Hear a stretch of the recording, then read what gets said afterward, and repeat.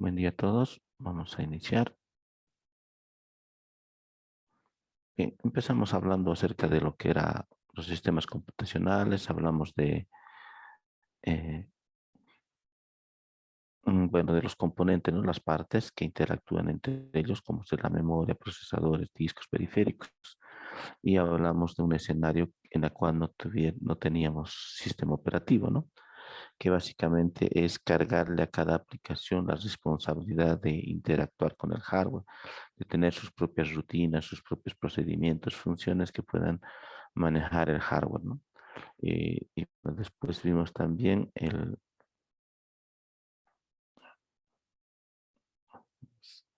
este, ¿no? Después vimos el caso de que sí tendríamos un sistema operativo en la cual la aplicación interactúa con el sistema operativo, ¿no? Y no solo las aplicaciones en general, estas van a interactuar y es el sistema operativo el que se va a encargar de manejar todo lo que tiene que ver con el hardware, ¿no? Y va a ser la interfaz con la aplicación. Entonces, y aquí empezamos a definir lo que es un sistema operativo, ¿no? Sí, entonces lo definimos como un conjunto de programas que controla y administra recursos de la computadora o como un programa o conjunto de programas cuya finalidad es ser intermediario, administrador de recursos, ah, ¿no?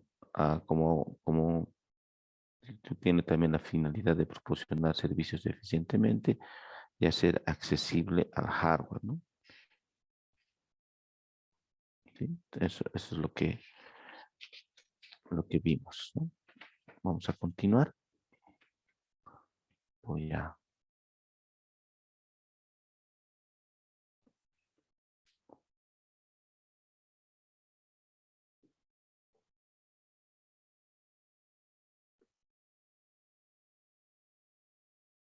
vamos a continuar en un segundito.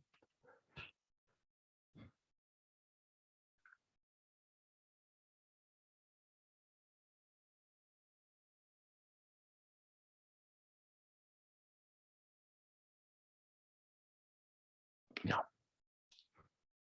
vamos a hacer algunos apuntes adicionales.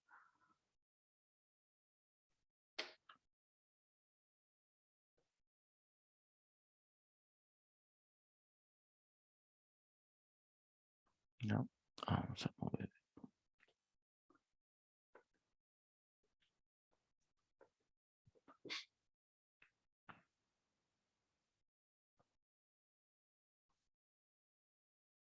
Ya, vamos a empezar a poner esta nota. El sistema operativo provee una interfaz con el sistema computacional que mencionamos. Ya,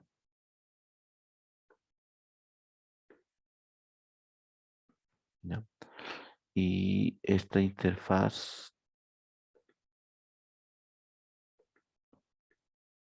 es una interfaz texto,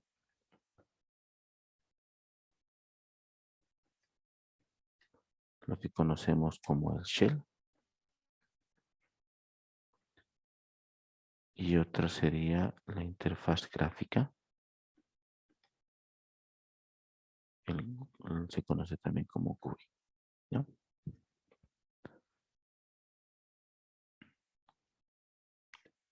Entonces voy a venirme aquí. Vamos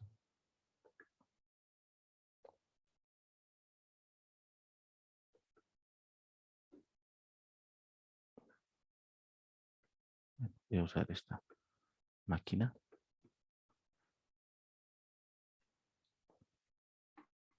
Ya.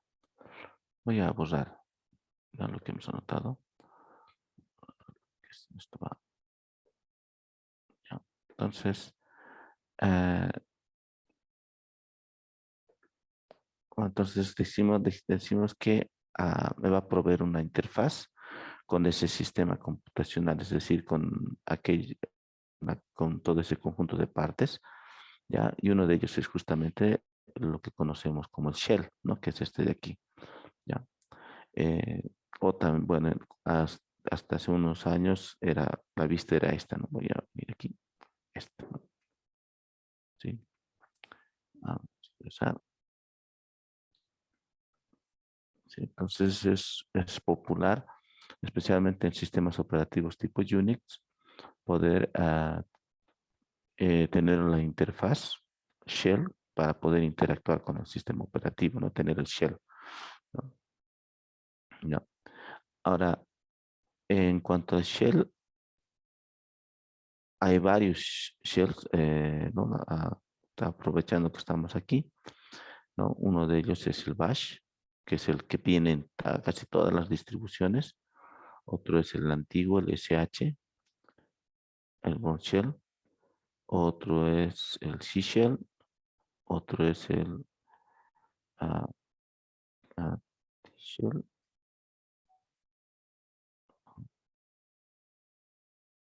¿No? K-shell, creo que es este. Ya, es otro. ¿Sí? Hay varios shells en el mercado, pero los más populares son el bash. El bash, después está el Bourne shell y hay otros, ¿no? Como el C shell, K shell, ¿no? Que son los otros shells. Para poder ingresar a cualquiera de estos shells, solamente tienes que ejecutar el programa. Por defecto se ejecuta bash, ¿no? Por defecto es este. Ahora, si quieres cambiar, puedes poner el SH, puedes poner el SSH o el KSH, ¿no? ¿Sí? Entonces, esa es la manera que hasta el día de hoy se mantiene como una interfaz para, ¿no? Texto para poder interactuar con el sistema operativo. La otra es la que ya vemos, que es la interfaz gráfica. Ahora bien, para los que están con VMware, para poder eh, tener esta vista, tienen que colocar Control Alt F1 y te va a mostrar la interfaz shell directo, o sea, no la interfaz gráfica. Tienes la 2, la 3, la 4, la 5, la 6, la 7, ya vuelve a la interfaz gráfica. Y bueno, la otra forma de interactuar con el sistema operativo es la interfaz gráfica, ¿no? Que en el caso de Linux es esta. Ahora, si nos vamos al lado de Windows, voy a minimizar esto.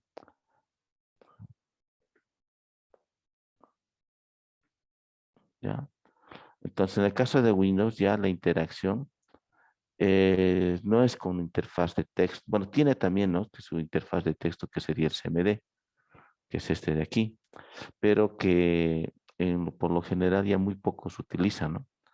Creo que es el uso, incluso se puede hacer scripts aquí, pero aún así el uso ha reducido bastante, ¿sí? Sin embargo, todavía, digamos, el shell como tal, o sea, si hablamos como concepto general de proveer una interfaz con el sistema computacional, que hemos puesto dos, que es interfaz texto, interfaz gráfica, se sigue manteniendo, ¿no? Tal vez el uso no sea amplio, como en el caso de Linux, pero sigue manteniendo el shell, que sería el CMD en el caso de Windows, ¿no? Y aún en la versión actual, ¿no? Que es la versión 10 y la versión 11 también trae el CMD. Es más, es muy probable, casi podría apostar a que nunca va a desaparecer también el CMD, ¿sí?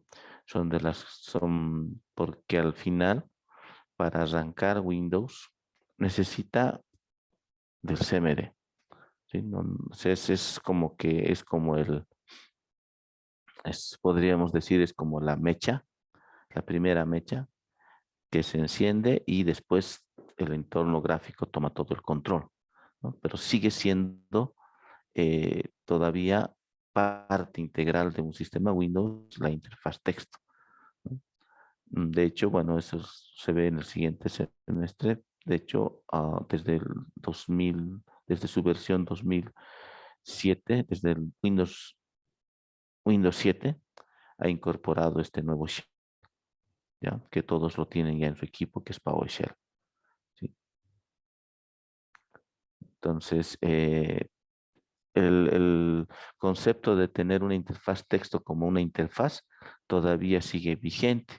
Y si hablamos de Mac, lo propio, ¿no? Mac es un derivado de Unix, así que tiene su shell, tiene su, claro, es entorno gráfico, al igual que en Windows, el entorno gráfico domina, eso es lo que prendes la máquina y es lo que tienes a disposición, y tal vez la interacción con el shell va a ser menor, pero no tanto como en el caso de Windows, ¿no? Porque al ser un derivado de Unix, entonces muchas herramientas las vas a ejecutar desde la consola, ¿no? Porque al final las herramientas actuales ya son portables, ¿no? Entonces funcionan en Windows, funcionan en Linux, funcionan en Mac. Estoy hablando especialmente de las herramientas de desarrollo. Entonces los desarrolladores que utilizan Mac van a tener que nomás abrir su shell para ejecutar sus tareas, digamos, utilizando, por ejemplo, Gradle, Ant u otros, ¿no? Entonces, al final va a seguir, sigue siendo la interfaz texto como una de las utilizadas para interactuar con el sistema operativo. Y en el caso de Windows, no ha quedado atrás, te ofrece esta nueva consola y sigue manteniendo esta otra, ¿no? Que es el CMD. Continuaremos. Vamos a hacer así.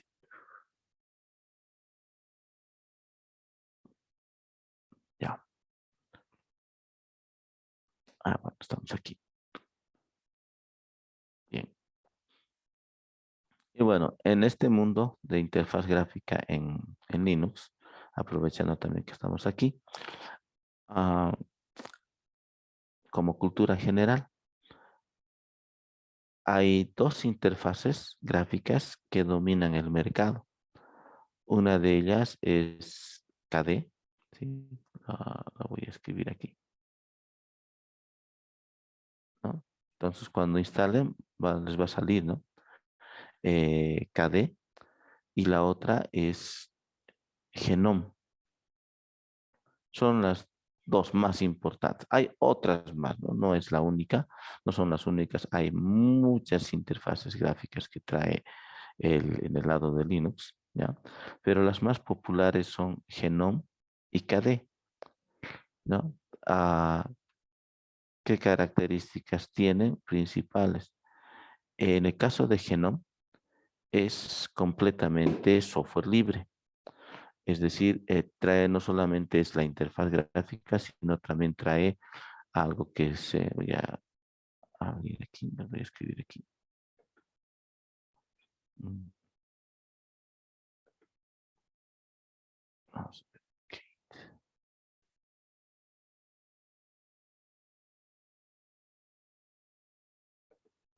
Voy a usar esto, ¿no? Para no tener que usar la pizarra.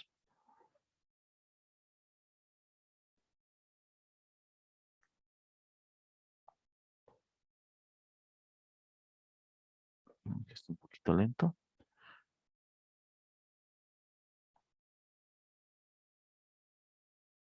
Entonces decía, entonces tiene ese genome, ¿ya? Y la característica principal es completamente software libre, ¿no? Sí, y trae sus librerías de desarrollo, ¿ya? Que también son software libre,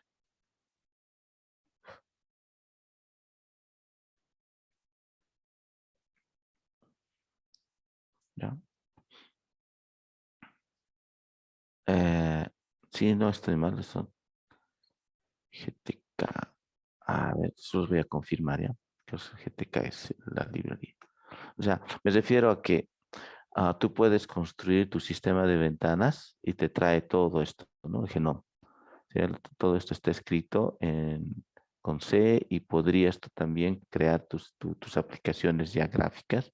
Entonces, un escritorio Genome te trae la interfaz, pero también te trae todas las librerías de desarrollo para poder construir el sistema de ventanas, ¿no?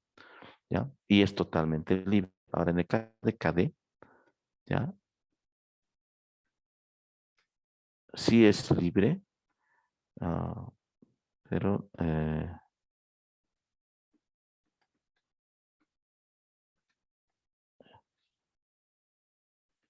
sí, esa es la diferencia. O sea, KDE, en lo personal, a mí me gusta usar KDE, ¿no? O sea, ya es gusto personal, ¿no?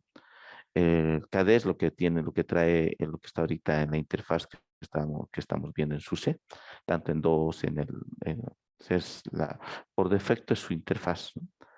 Eh, Ahora, para poder desarrollar el sistema de ventanas, tiene sus librerías y esas no son libres, se pagan una licencia, ¿no? Entonces, bueno, no voy a entrar en más detalles, tampoco, digamos, averiguar de los costos y demás, pero esa es la diferencia entre estas dos interfaces que dominan el mercado actual, ¿no?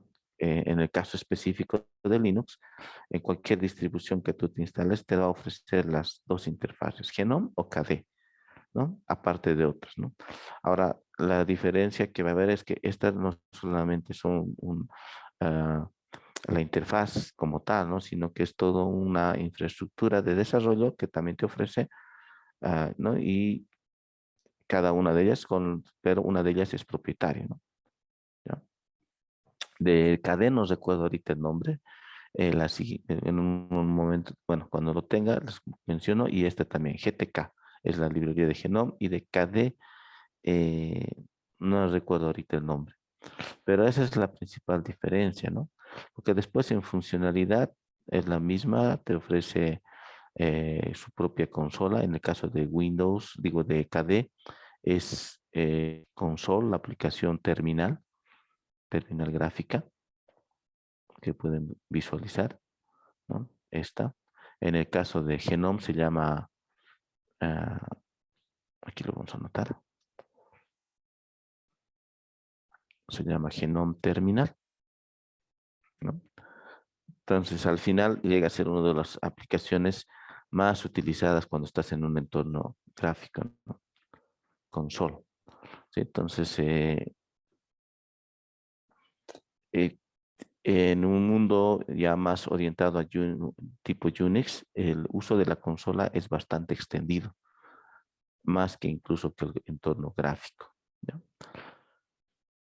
¿Qué más? Bueno, algo más tal vez sobre esto es, por ejemplo, en el caso de Ubuntu, Ubuntu utiliza completamente Genome por defecto.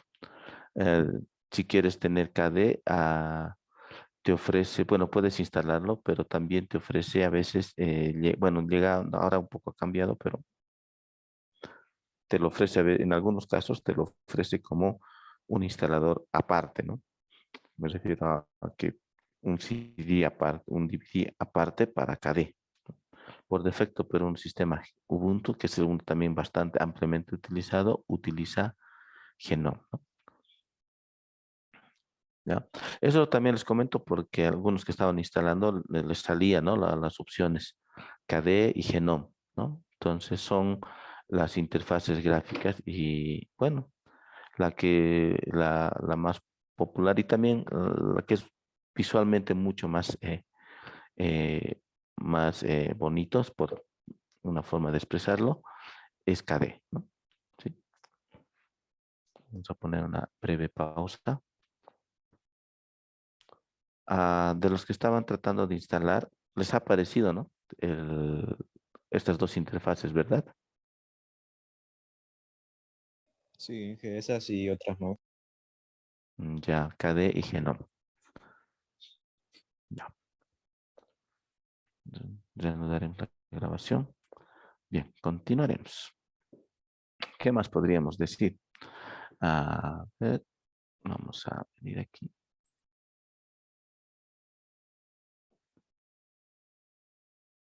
Un momentito, por favor. Vamos a ponerle pausa ya. Una nueva pausa. Bueno, entonces haremos una lista, obviamente, resumida de las funciones principales de un sistema operativo, ¿ya?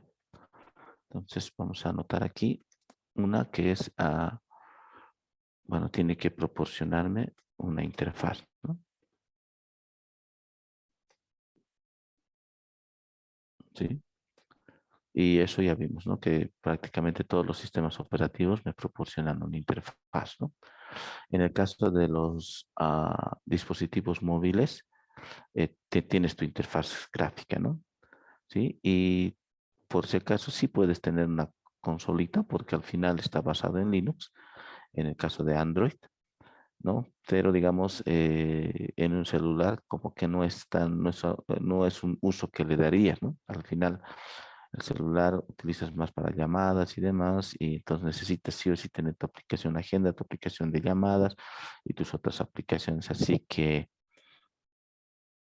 una interfaz texto es prácticamente uso nulo, ¿no? Pero sí tiene, por si acaso, ¿no? Sí puedes, porque al final está basado en Linux y sí o sí, y sí tienes la posibilidad de poder acceder a la consola y poder ejecutar comandos y hacer algunas operaciones, ¿no? De hecho, cuando rooteas un dispositivo móvil, te da permisos de superusuario y podrías acceder a archivos del sistema, ¿no? Sí, entonces, todo sistema operativo me tiene que proporcionar una interfaz, ¿no? Y como pudimos ver, todos los sistemas operativos me proporcionan una interfaz texto y una interfaz gráfica, ¿no? Ahora, algo que vamos a colocar aquí podría ser de alguna forma discutible el ser amigable, ¿no? Es un término que se utiliza cuando referimos eh, que la interfaz tiene que ser de fácil uso, ¿no? Y en eso es innegable. Los que se llevan el premio serían Windows y Mac, ¿no? ¿Sí? Mac, de hecho, ha sido, por la historia, podemos ver de que ha sido uno de los primeros y pioneros, ¿no? En realmente atrapar al usuario con la facilidad de uso, ¿no? ¿Sí? Y, bueno, y el que tal vez menos se le puede decir es al lado de Linux, ¿no? ¿Sí? Pero en este sentido hay una historia por detrás, ¿no? Unix nació en un entorno, bueno, inicialmente nació con solo esta interfaz, ¿no? La interfaz consola, no tenía más, ¿sí? Y con el tiempo se han ido poniendo aplicaciones gráficas, ¿no? Y el uso que se le ha dado a Unix como ha sido más en un uso corporativo, empresarial, entonces se ha extendido el manejo de la consola como tal, ¿no? Y hasta el día de hoy sigue siendo el uso extendido que se le da, ¿no? De hecho, hay una frase que está muy popularizada en Internet que dice, ah, give me the root and I will rule the world, ¿no? Se refiere a dame una consola de superusuario y dominaré el mundo. ¿Sí? Entonces, básicamente te está diciendo que solo necesito tener esto, nada más, y no necesito más. ¿Sí? Y de hecho, si hablamos eh, en general, de la gente que está bien metida en el área de Unix, Linux, su uso, lo que más usan es esto. No necesitan más que esto, ¿no? Desde aquí pueden configurar, reconfigurar, reinstalar, atacar otras máquinas, todo. O sea, no necesitan más que una consola, nada más, ¿no? Entonces, y, y en el lado Linux, Unix en general, no es tan fácil, no voy a decir que es difícil, sino me refiero que está orientado a personas de ingeniería, ¿sí? Está más orientado hacia ellos, ¿no? Ese es tal vez un tanto la diferencia. Por eso quizá tal vez no es tan amigable, ¿no? Porque si tú le das, digamos, ahorita una máquina Linux a una secretaria, ¿no? Lo más probable que le va a costar, ¿sí? Pero si tú le das Windows, se va a sentir más feliz, ¿sí? Porque al final le es mucho más amigable para ella, para una secretaria, que por su naturaleza de su trabajo y por, ¿no? O sea, ella no es técnico, ella no es del área de ingeniería, entonces ella simplemente tiene una función distinta y un sistema operativo de tipo Windows le viene pues le es bastante amigable, o sea, le va a dar una calificación alta de ser de fácil uso, de ser amigable, ¿no? En cambio, un sistema operativo tipo Unix no es tanto porque su propósito es distinto y su orientación de público es diferente. Aunque estos últimos años se ha mejorado bastante la interfaz gráfica, es bastante amigable, pero aún así, ¿no? Eh, Windows tiene siempre mucho mayor facilidad en ese sentido. Y después, obviamente, Mac, ni que se diga, ¿no? Mac siempre se ha caracterizado por ser de bastante calidad, no solamente en términos de facilidad de uso, sino también en la calidad del producto, ¿no? Los gráficos son realmente espectaculares, ¿no? Pero también así su precio, ¿no? Ustedes saben que hasta el día de hoy, realmente tener una Mac sigue siendo de alguna forma bastante costoso, ¿no? Ahorita una PC, una Pentium, una Core i7 debe estar por los $1000, ¿ya? Y una Mac está, la más económica y pequeñita debe estar, me refiero 14 pulgadas, debe estar por los $1600 y una de 15 pulgadas debe estar por los $2000, ¿no? Entonces estamos hablando de casi el doble en cuanto a costos, ¿no? ¿Sí? Eso es lo que te ofrece ahorita el mercado. Pero bueno, pero sí está dentro de las funciones de un sistema operativo hacer que sea amigable, ¿no? Y ni hablar, digamos, de los dispositivos móviles, ¿no? De hecho, todos los dispositivos móviles prácticamente son bastante me refiero a los sistemas operativos móviles, ¿no? Ya sea el iOS, ya sea el Android, que son los que dominan el mercado. Y bueno, le pondremos a Harmony OS también en la lista. Te dan esa posibilidad de hacerlo amigable, ¿no? Otra de las características, otra de las funciones que debe tener un sistema operativo debe permitir trabajar. Vamos a anotarlo aquí. Datos compartidos, ¿no? Sí. Y bueno, en este caso, quien originalmente fue pensado para este propósito fue justamente Unix y las Mac, ¿no? O sea, al final me permite tener usuarios, múltiples usuarios, y estos usuarios puedo tener, cada uno tiene su carpeta de trabajo, ¿no? Entonces Windows al inicio ha empezado siempre como una máquina unipersonal, ¿no? No ha sido, digamos, su enfoque, pero sí, un sistema operativo debería permitirte trabajar con datos compartidos, ah, con usuarios que tienen información y que puedan compartir entre ellos, ¿no? Y bueno, en el caso de los dispositivos móviles, también tiene una orientación también unipersonal, ¿no? Sí, me refiero de que el propietario del usuario es el único usuario y que básicamente no tiene otros usuarios, ¿no? No es su objetivo tener, digamos, como en el caso de la PC, ¿no? En la PC es de casa, entonces puedo tener una cuenta para mí, una cuenta para mi hermano, para mi hermana, ¿no? Entonces algo que se le puede usar, dar ese uso, en cambio en un celular, digamos, no voy a agarrar mi celular y bueno, con otra cuenta va a entrar mi hermano, ¿no? Al final todos registran su cuenta y es unipersonal, ¿no? Sí, y esto nos lleva también a otra funcionalidad, ¿no? Controlar el acceso a los usuarios, acceso a los usuarios.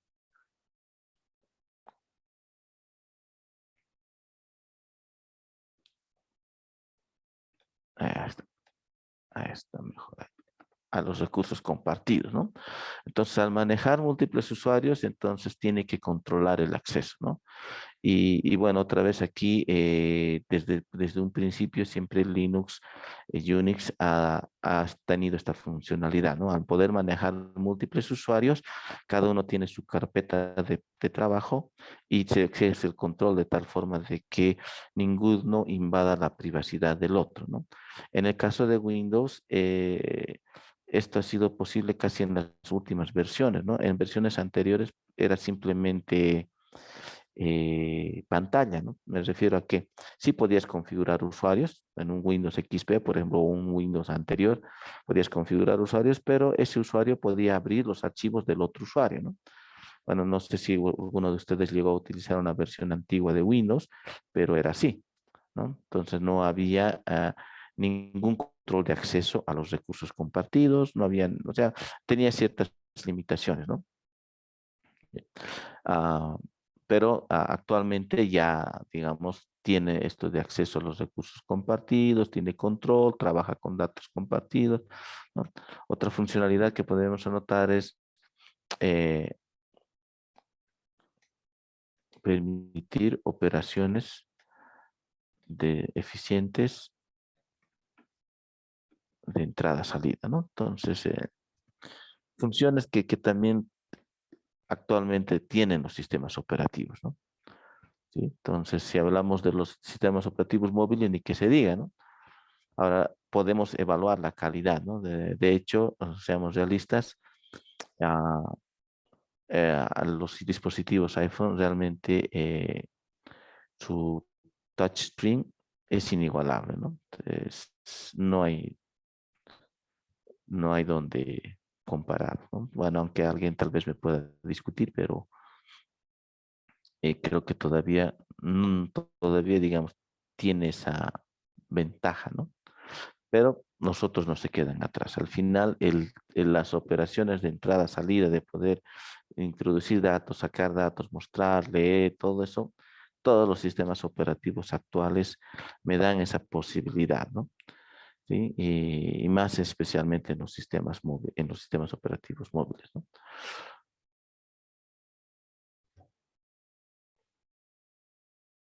Y por último, vamos a poner esta función.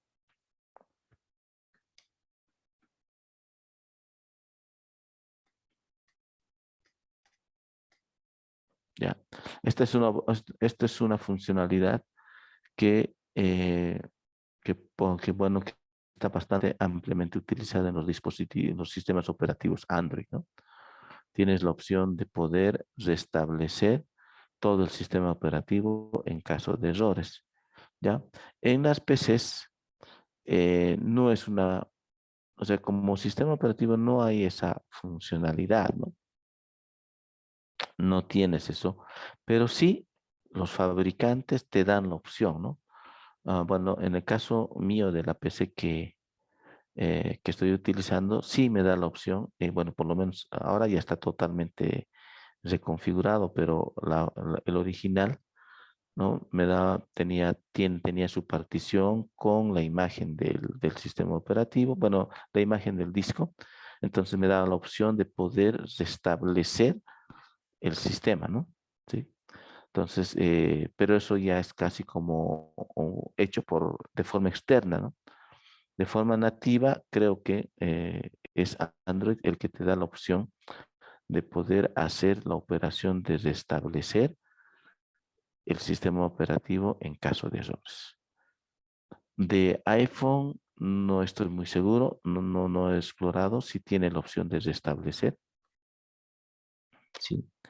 Y bueno, de Huawei, imagino que sí tiene la opción de restablecer. Me refiero de los últimos Huawei, ¿no? Que están utilizando Harmony OS.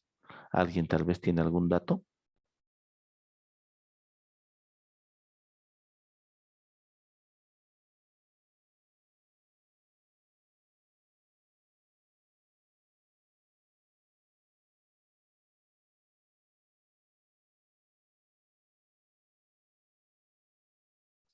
Nadie.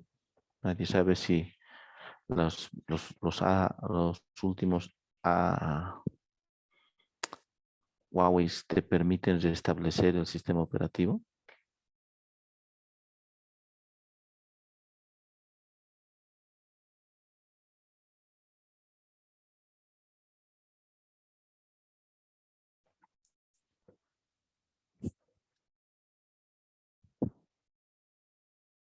Ya, bueno, continuaremos. Vamos a ponerle una breve pausa.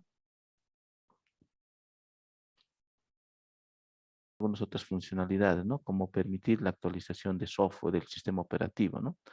De hecho, en el mundo Windows y en el mundo Linux, sí, siempre tenemos nuevas distribuciones que salen en el caso de Linux y te permiten actualizar, ¿no? La actualización en línea, Ubuntu, por ejemplo, en ese sentido, eh, tiene su aplicacióncita APTK, Upgrade, ¿no? Que te permite hacer la actualización de todo el sistema operativo, ¿no? Como experiencia personal, la primera vez que hice eso, perdí el entorno gráfico, o sea, salió mal, empezó a salir un montón de errores, pero creo que en las últimas versiones ya es seguro hacer un upgrade, ¿no? Es decir, actualizas y sin problemas, ¿no? En el caso de Windows es básicamente el procedimiento de prácticamente de reinstalar, ¿no?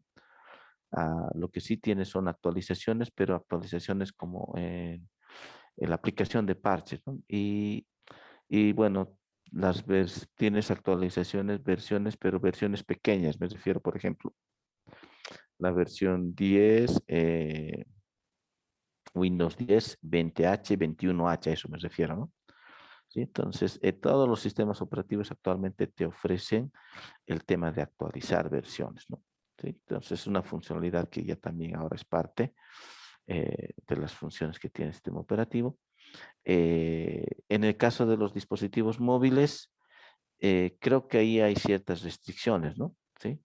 No todos los dispositivos me permiten hacer la actualización, ¿sí?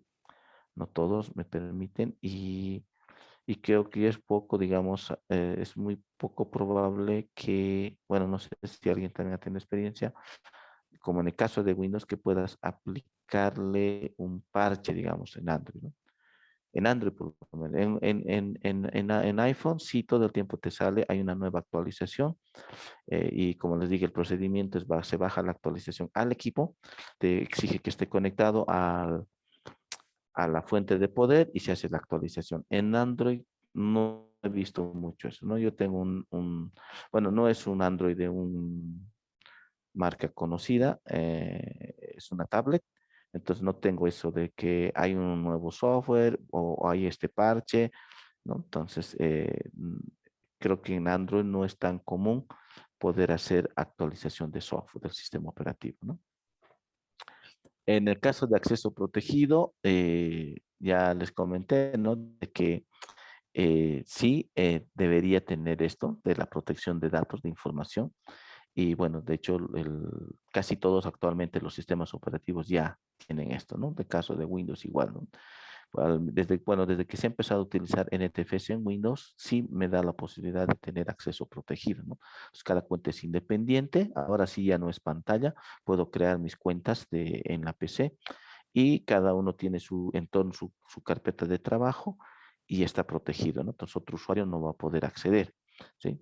En el caso de Linux lo propio y que al final siempre funcionó así, ¿no? Y en el caso de los celulares, es poco común que tú crees dos cuentas en un mismo celular, ¿no? Al final es un uso personal y es solamente tú quien accedes. Y bueno, eso sí, no sé si también alguien tiene el dato, si has podido sacar la información de un celular de otro usuario. ¿Alguien hizo alguien hizo algo por algo similar?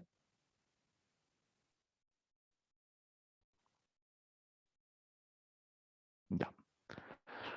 Bueno, vamos a anotar esto más, facilidad de administración. En el caso de Windows y de Mac, la interfaz gráfica te permite hacer todo lo que necesitas en cuanto al mantenimiento del equipo, administración del equipo, poner límites, configurar, digamos, en el caso de Windows, la memoria virtual, que también vamos a hablar más adelante, que es un poco de avance, te permite, ¿no? Te decías, claro, instalar, desinstalar, restringir, permisos, habilitar, todo esto, ¿no? Te permite, te da una bastante facilidad.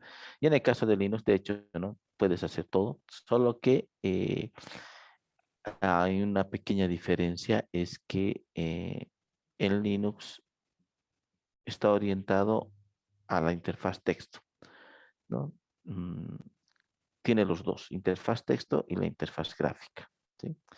Solo podría decirles como un pero o como diferencia es que no todo lo puedo hacer desde la interfaz gráfica, pero sí todo lo puedo hacer desde la interfaz texto. Esa es una pequeña diferencia, ¿no? ¿Sí? Bueno, eso ya con el uso se van a dar cuenta que a veces la interfaz gráfica de Linux te lo hace algunas cosas que no quieres, pero si quieres realmente tener un control total, si lo haces todo desde texto, tienes el control total, absoluto, personalizado y eres el dueño, ¿no? Y algo que no puedes hacer en Windows. En Windows les hablé, ¿no? De esa herramienta de PowerShell que está orientada a administradores. Desde aquí también puedes hacer algunos cambios de configuración y demás, pero tiene límites, ¿no? Entonces, pero son funcionalidades o características también que tienen los sistemas operativos actuales. Bien, continuaremos. Ahora hablaremos un poco de historia, ¿ya? Ah, y vamos a ver, bueno, y vamos a esta manera, vamos a empezar con esto que les estábamos comentando ya la última clase, ¿sí?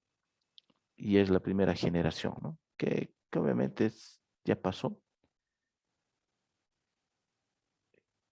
que es parte de la historia, y una de sus características que tenía esta generación es que no tenías los sistemas operativos, eh, sí, incluso tal vez ustedes cuando estaban en colegio seguramente han visto algunas fotitos, ¿no? Los vamos a mencionar bien rápidamente.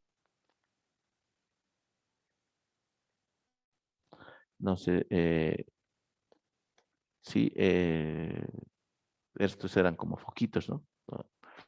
Recuerdo que un tío mío tenía su reproductor de discos, de los discos antiguos, ¿no? De vinil, tenía válvulas, ¿no? Entonces estas computadoras de antes tenían esa característica. Después otra característica, así bien resumida que podríamos decir, era programación en lenguaje de máquina, ¿no? Sí, esa era la primera generación. Bueno, como no había sistema operativo, entonces solo estamos hablando de los equipos como tal, ¿no? Sí, como, a ver, ah, un ejemplo vamos a poner aquí, Mark 1, ¿no? Bueno, no había sistema operativo. La segunda generación sería de 1955 a ver, ¿hasta qué fecha sería? Hasta el 65. ¿Sí? Entonces, aquí, bueno, a nivel de hardware aparece los transistores, ¿no? Se empieza a usar transistores, ah, se empieza a usar el lenguaje Fortran antiguo, que creo que todavía sigue existiendo hasta el día de hoy, y Assembly, ¿no? Assembly, ensamblador.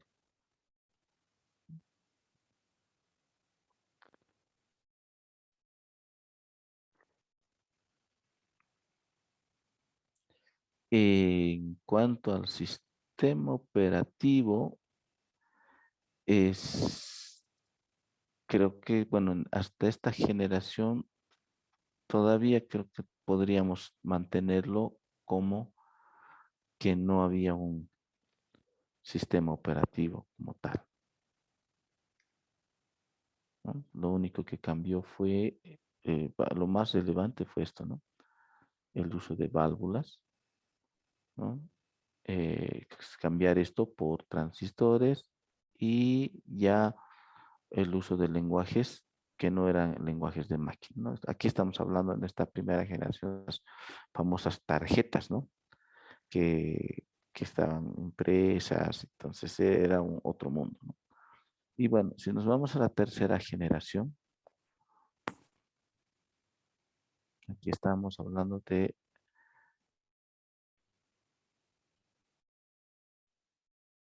y aquí sí hablamos aquí entran los circuitos integrados. ¿Qué más? Aquí hablamos ya de multiprogramación. ¿Ya? Y aquí sí hablamos ya de sistemas operativos, ¿no? ¿Sí? Entonces, si vemos la historia, aquí es donde empezó, bueno, aquí es donde nace Unix como tal, ¿no? ¿Sí? Entonces voy a poner aquí Unix. ¿No? Y bueno, a ver, ¿qué podemos comentar al respecto? Eh, podrían, vamos a poner un momentito de pausa. Revisando un poco los comentarios, sí ha habido la experiencia de hacer flasheo de un sistema operativo. ¿Qué más han puesto? Nada más.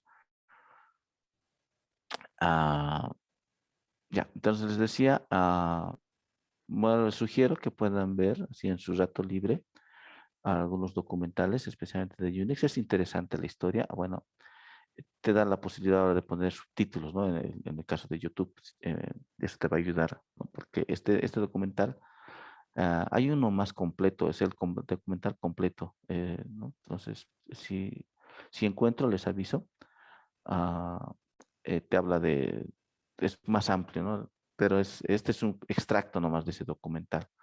Pero ahí van a poder ver, digamos, desde dónde nace todo, ¿no? ¿Sí? Y está relacionado justamente con esta generación, ¿no? La tercera generación, porque esto ha nacido el 69.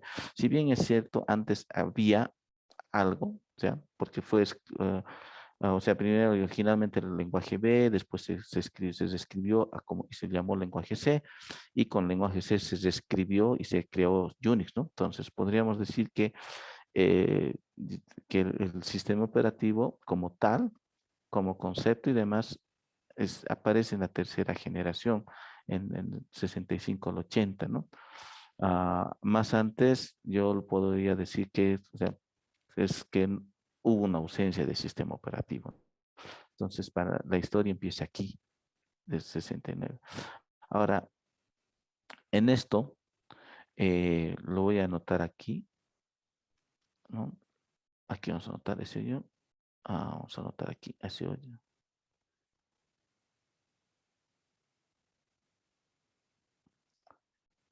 Aquí, como un hecho histórico, también lo pongo yo como la aparición del lenguaje C, ¿ya? Que es básicamente desde el 69 hasta el día de hoy, ¿no? Y hasta hace unos 3 años atrás estaba entre los 10 lenguajes más utilizados en el mundo. Actualmente, en el 2021, que he hecho la revisión, no estaba ni en la lista de los 20 lenguajes más utilizados. Hasta el 2019, el 2020 estaba entre los 20 y ahora ha sido totalmente desplazado, pero todavía sigue vigente, ¿no? Y bueno, aquí quisiera anotar algo y dejarlo escrito, ¿ya? Tal vez alguien no coincida, pues saliéndome un poquito del concepto de hablar de la tercera generación, ¿no? Pero me gustaría compartirles.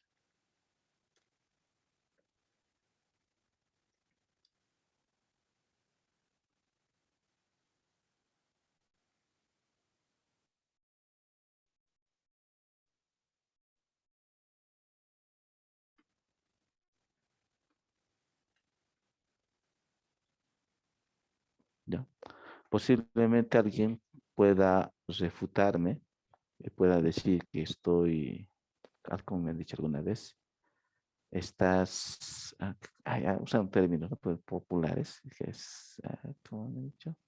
Chocheando, cuando una persona ya está de mayor y habla por la edad, ¿no? Pero yo por lo menos creo firmemente esto, ¿sí? Pero para mí el fundamento de todo lo que conocemos actualmente como computación, informática, sistemas, o sea, voy a tomar los 3 puntos, ¿no? es Unix y C. ¿Sí? Entonces, para mí, en la tercera generación nació y se hizo el fundamento de todo lo que conocemos actualmente. ¿Sí? De hecho, bueno, lo que quede registrado en la grabación, ah, cuando, cuando murió Steve Jobs, obviamente todo el mundo lloró, ¿sí? Es verdad, porque realmente fue una persona visionaria, hizo un avance impresionante, pero resulta ser que el mismo día que él falleció, este señor también falleció, ¿no? Vamos a ver, ¿sí? Dennis Rich, que es uno de los creadores de Unix, ¿ya? Él también falleció. Y nadie se acordó de él. Y era una crítica que hacían solamente en los medios, digamos, que están relacionados a nuestra carrera, ¿no? ¿Sí? Y lo que decía uno de los críticos decía, si no era este señor, bueno, y el otro más que está a su lado, mm, iPhone nunca hubiera existido, ¿no? Vamos a venir aquí. Mm, Unix Timeline.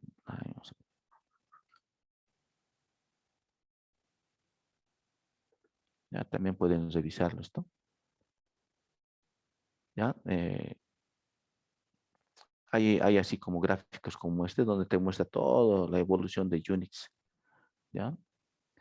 Y vas a encontrar, bueno, no lo voy a abrir ahora, pero te vas a encontrar con que empieza el Unix que ellos han creado y te vas a encontrar que la Mac está basado en el Unix BSD, ¿sí? ¿No?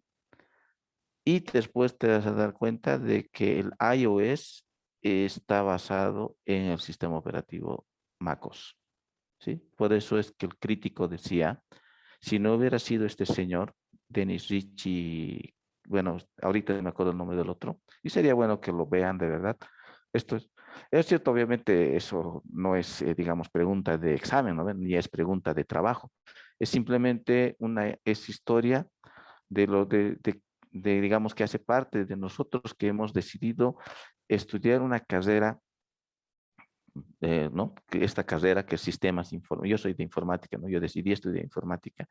Entonces, quienes hemos decidido ser ingenieros de sistemas, ser ingenieros informáticos, ser de la área de computación, eh, es saludable que conozcan, ¿no? ¿Qué fue, cómo empezó todo? O sea, es el fundamento. Honestamente les digo, y lo defiendo, es el fundamento, porque literalmente, si no hubiera habido Unix, no hubiera existido Windows, no hubiera existido ninguno de las cosas que conocemos ahora. Sabía, ¿no? El lenguaje C después ha derivado en lenguaje C++. También pueden ver igual el lenguaje C Timeline. Pueden ver toda su historia y van a ver que desde el 69 hasta la fecha todavía sigue vigente en el tiempo, ¿no? Bueno, les decía, lenguaje C, después lenguaje C++, y con el lenguaje C++, que ha incorporado programación orientada a objetos, se ha escrito Windows, ¿no? ¿Sí? Entonces, al final, si no hubiera habido C, nunca hubiera existido Windows. Las primeras aplicaciones que se hacían en iPhone se han escrito en Objective-C. Objective-C es un derivado de C++ y C++ es un derivado del lenguaje C. Al final, si tú revisas el origen de todo, te va a llevar a estos dos, a Unix y C. ¿Sí? Si hablamos, digamos, ahorita vamos a ver después, posteriormente, cuando veamos los tipos de sistemas operativos, te vas a encontrar que las top computadoras más grandes del mundo utilizan Unix, ¿no? Linux. Ya adelantándome un poco cuando veamos eso. Eh, entonces, actualmente, y Linux deriva de Unix. Ahora, otro de los sistemas operativos que se ha usado y se usa en grandes corporaciones transnacionales está Unix de HP y Solaris. Y todos ellos han nacido desde la primera versión, ¿no? Entonces, básicamente de la versión se ha derivado dos, que es System 5 y BSD. y a partir de ahí han empezado a distintas variaciones, ¿no? De una de esas ramas es Linux y de otra de las ramas es Solaris HP. De una de esas dos ramas BSD, el Linux de Berkeley, el Unix de Berkeley le llaman algunos, y el Unix System 5, nace Mac. Entonces, y bueno, otro detalle también que les podría comentar, y tal vez más adelante lo vuelva a mencionar, por ejemplo, hace años en el mundo Unix había una base de datos que se llamaba SleepyCat, ¿ya?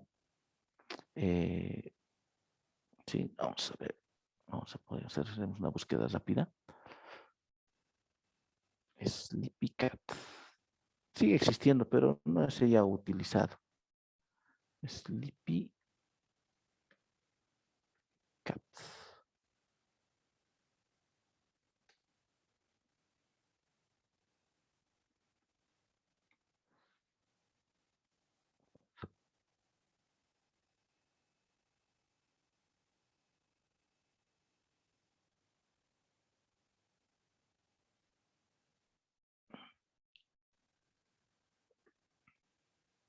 Ya, esa es la base de datos que fíjense, se lo ha comprado Oracle.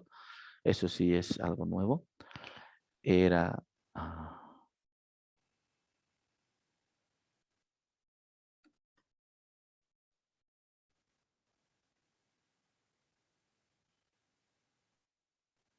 ya. Bueno, sí, ya está con... Sí, pueden encontrar más documentación. Bueno, el objetivo de mostrarles esto es lo siguiente. O sea, este SleepyCat era una base de datos no relacional, ¿ya? Era una base de datos texto. Tenías funciones para poder hacer la búsqueda, insertar datos. O sea, no manejaba lenguaje SQL, ¿sí? Ahora, ¿por qué les menciono esto? Porque esta base de datos es antigua. Estamos hablando de los años 80 más o menos, ¿no? No tendríamos que ver aquí cuándo empezó todo, ¿ya? Pero este es el antecesor, es de lo que hoy conocemos como base de datos no relacionales, ¿no? ¿Cuáles son las que están ahorita en el mercado y son ampliamente utilizadas? Es Cassandra, es uno de ellos, y el otro es, ¿alguien me puede decir el nombre? Ustedes deben saber, se me fue ahorita el nombre del que es MongoDB. Mongo es una de las bases de datos no relacionadas más utilizadas, Mongo. Y hay otro más, que ese sí, su nombre, una vez solamente lo escuché, pero no recuerdo ahorita su nombre. ¿Alguien sabe por si acaso el nombre de otra base de datos no relacional?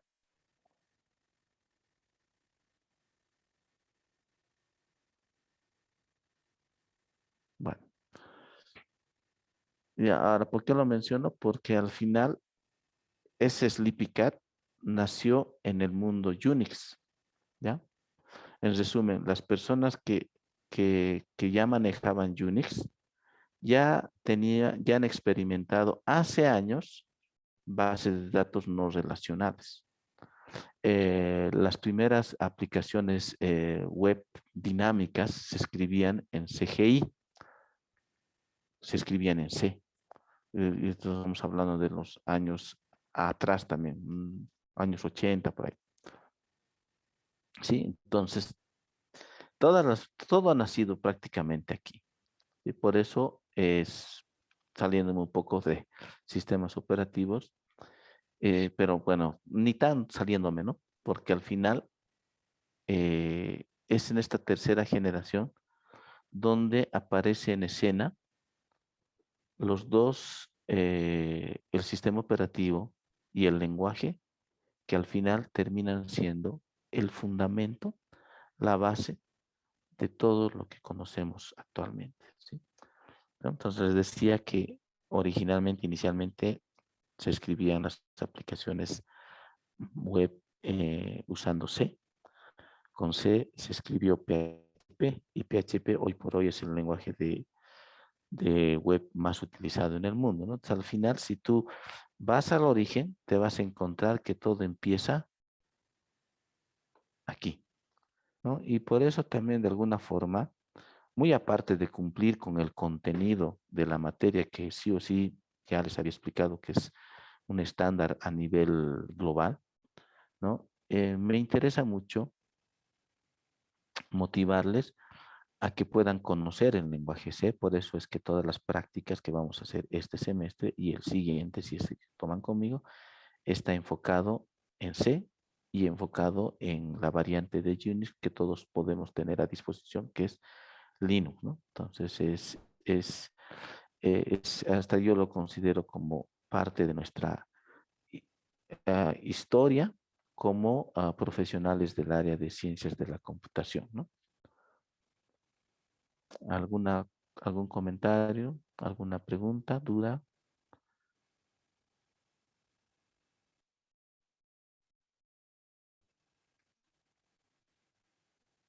¿O alguien quiere, o alguien no le parece que sea el fundamento?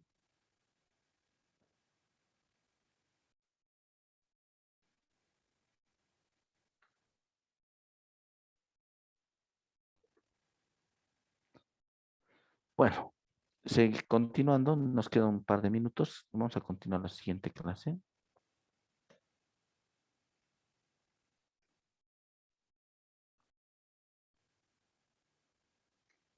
Ya, y aquí lo vamos a dejar. Bueno, la cuarta generación es básicamente ya la era de las PCs personales, ¿no?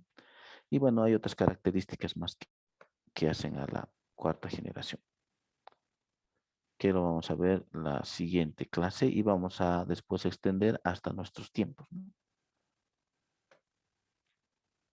Vamos a guardar esto. 2 puntos. No se olviden que tienen que estar preparando su material y revisar también el uso de BIM. ¿Ya? Vamos a detener la grabación.